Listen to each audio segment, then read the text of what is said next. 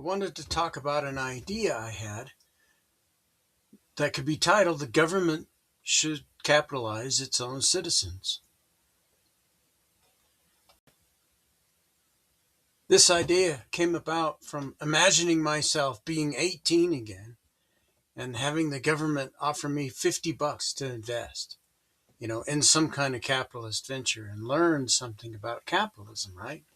You know, in the case of this, I was fantasizing about, yeah, I'll buy a bunch of candy bars for like the football game. For instance, if you were any old student, um, I was on the football team, but you can imagine being any old student, buying a bunch of like Snickers candy bars or something and selling them for more than what you paid for them and making a little profit, paying the government back their $50 that they gave you for to have capital money to get this the candy bars in the first place so that you could make this profit, you know. And then you start imagining something. It doesn't have to end there, because you can just keep um, getting better credit with the government, better credit with the government, better credit with, and eventually what you can see from some kind of program like this, an idea like this, but you have to be a citizen to participate, you see.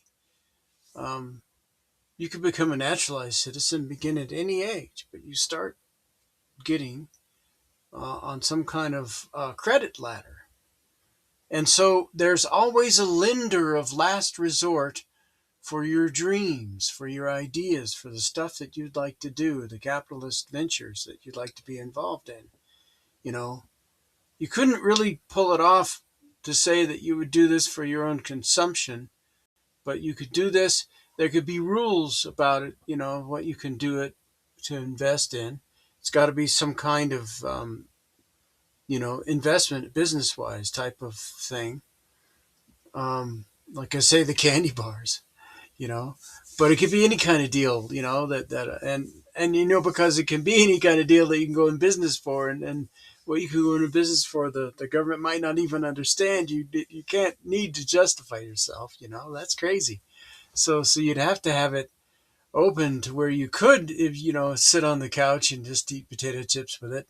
But as long as you could keep paying the government back, I guess that'd probably be okay. But where are you going to get the money to keep paying the government back? You rob Peter to pay Paul kind of thing? Or what are you doing?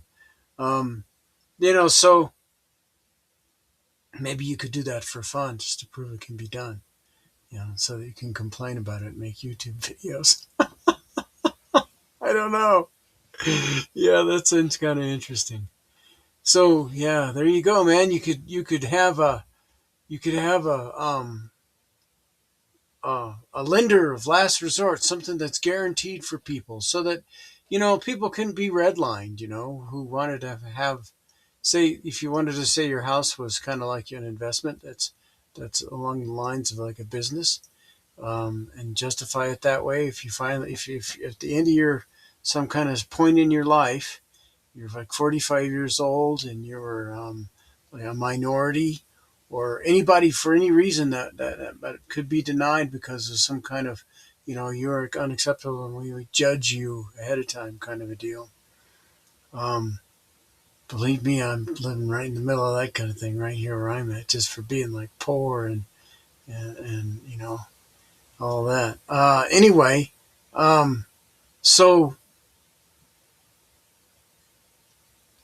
you always got a place to borrow from, a guaranteed sort of lender, so that you don't have, if the banking system will only lend to you, let's say, uh, and also, the interest rates don't have to always be like lower with the government. They could be cheaper with the lenders and stuff. You could be incentivized to get into the banking system and not be using the government, and then it would, um, the better your credit is, maybe the banking system picks you up and takes you away from this whole system at some point. And that's what you do with it. But I'm saying to you that if there's prejudice against you, you'll always have somewhere to get money. That's, I think, the beauty of an idea like this.